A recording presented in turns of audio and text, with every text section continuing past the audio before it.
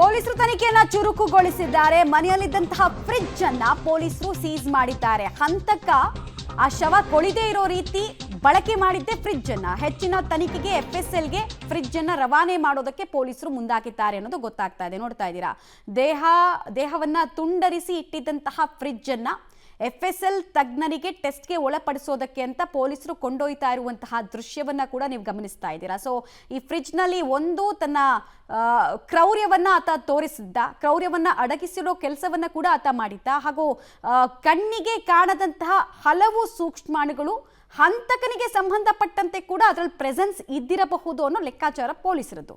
ಈ DNA jeans, hair follicle test ಮತ್ತು blood ಲೂಬಿಕಲ್ test, ಈ ಥರ ಅನೇಕ ವಿಚಾರಗಳಿಗೆ ಉತ್ತರ ಕಂಡುಕೊಳ್ಬೇಕು ಅಂದರೆ ಆ ಫ್ರಿಡ್ಜನ್ನು ಕೂಡ ಟೆಸ್ಟ್ಗೆ ಒಳಪಡಿಸಬೇಕು ಅಂತ ಡೀಟೇಲ್ಸ್ ಕೊಡ್ತಾರೆ ನರಸಿಂಹಮೂರ್ತಿ. ಈಗ ಫ್ರಿಡ್ಜನ್ನು ಸೀಸ್ ಮಾಡಿದ್ದಾರೆ. ಸಾಮಾನ್ಯವಾಗಿ ಚಿಕ್ಕ ಪುಟ್ಟ ವಸ್ತುಗಳ ಮೇಲೂ ಕೂಡ ರಕ್ತದ ಕಲೆ ಬಿದ್ದಿದ್ರೆ ಅಂಥ ವಸ್ತುಗಳನ್ನು ಸೀಸ್ ಮಾಡಿ ತನಿಖೆಗೆ ಉಪಯೋಗಿಸ್ತಾರೆ ಅದನ್ನು.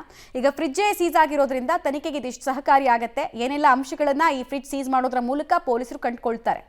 ಮಮತಾ ಕೇಳಿ, ಮತ್ತೊಮ್ಮೆ ಕೇಳಿ. ನಾನು ಕೇಳ್ತಾ ಇದ್ದೆ, ಈ ಫ್ರಿಡ್ಜ್ ಅನ್ನ ಸೀಸ್ ಮಾಡಿರೋದ್ರಿಂದ ಯಾವೆಲ್ಲ ವಿಚಾರಗಳು ತನಿಖೆಯಲ್ಲಿ ಪೊಲೀಸರಿಗೆ ಗೊತ್ತಾಗುತ್ತೆ? FSL ನಲ್ಲಿ ಏನೆಲ್ಲ ಟೆಸ್ಟ್ಗಳನ್ನ ಫ್ರಿಡ್ಜ್ ನ ಕುರಿತಂತೆ ಮಾಡ್ತಾರೆ ತಜ್ಞರು?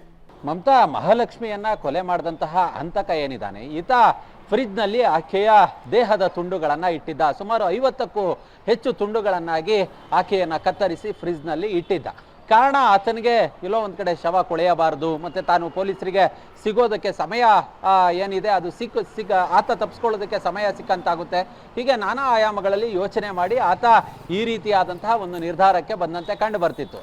ಹೀಗಾಗಿ ಪ್ರಕರಣದಲ್ಲಿ ಆ ಒಂದು ಫ್ರಿಡ್ಜ್ ಏನಿದೆ ಅದನ್ನ ಇವತ್ತು ಪೊಲೀಸರು ಸೀಸ್ ಮಾಡಿದ್ದಾರೆ. ಅದನ್ನ FSLಗೆ ಕಳಿಸುವ ಕೆಲಸವನ್ನ ಮಾಡ್ತಾರೆ. ಅಂದ್ರೆ ಆ ಒಂದು ಫ್ರಿಡ್ಜ್ನ FSL ಅಧಿಕಾರಿಗಳು ಲುಮಿನಾಲ್ ಟೆಸ್ಟ್ ಅಥವಾ ಬೇರೆ ಬೇರೆ ರೀತಿಯ ಟೆಸ್ಟ್ಗಳಿಗೆ ಒಳಪಡಿಸಿದಂತಹ ಸಂದರ್ಭದಲ್ಲಿ ಯಾವ ದಿನಾಂಕದಂದು ಆಕೆಯ ಮೃತದೇಹದ ಪಾರ್ಟ್ಗಳನ್ನ ಫ್ರಿಡ್ಜ್ನಲ್ಲಿ ಇಟ್ಟಿರಬಹುದು, ಆ ರಕ್ತ ಯಾವತ್ತು ಸೋಕಿರಬಹುದು, ಎಷ್ಟು ದಿನಗಳ ಹಿಂದೆ ಅಲ್ಲಿ ಅಂಟ್ಕೊಂಡಿರಬಹುದು, ಇದರ ಆಧಾರದ ಮೇಲೆ ಒಂದಷ್ಟು ಏನಾದರೂ ಕ್ಲೂ ಸಿಗಬಹುದು ಅನ್ನೋ ಹಿನ್ನೆಲೆಯಲ್ಲಿ ಇವತ್ತು ಆ ಒಂದು ಮಲ್ಲೇಶ್ವರಂನ ಮುನೇಶ್ವರನ ವಾರ್ಡ್ ಏನಿದೆ ಆ ವಾರ್ಡ್ಗೆ ಸಂಬಂಧಪಟ್ಟಂತಹ ಈಕೆ ವಾಸವಿದ್ದಂತಹ ಮನೆಯಿಂದ ಆ ಫ್ರಿಡ್ಜ್ ಅನ್ನ ತೆಗೆದುಕೊಂಡು ಇವತ್ತು ಹೋಗಿದ್ದಾರೆ. ಅದನ್ನು FSLಗೆ ಕಳಿಸುವ ಕೆಲಸವನ್ನ ಕೂಡ ಅಧಿಕಾರಿಗಳು ಮಾಡಲಿದ್ದಾರೆ. ಸದ್ಯಕ್ಕೆ ಈತ ಯಾರು ಹಂತಕ ಇದ್ದಾನೆ, ಈತ ನೆರೆ ರಾಜ್ಯದವನು ಅನ್ನೋ ಮಾಹಿತಿಗಳು ಕೂಡ ಲಭ್ಯವಾಗ್ತಿದೆ. ಸದ್ಯಕ್ಕೆ ಶೀಘ್ರದಲ್ಲೇ ಬಂಧನವನ್ನ ಮಾಡ್ತೀವಿ ಅನ್ನೋ ವಿಶ್ವಾಸವನ್ನ ಕೂಡ ಪೊಲೀಸರು ವ್ಯಕ್ತಪಡಿಸ್ತಿದ್ದಾರೆ. ಮಮತಾ, ಆಲ್ ರೈಟ್, ಧನ್ಯವಾದ ನರಸಿಂಹಮೂರ್ತಿ ತಮ್ಮೆಲ್ಲ ಮಾಹಿತಿಗಾಗಿ.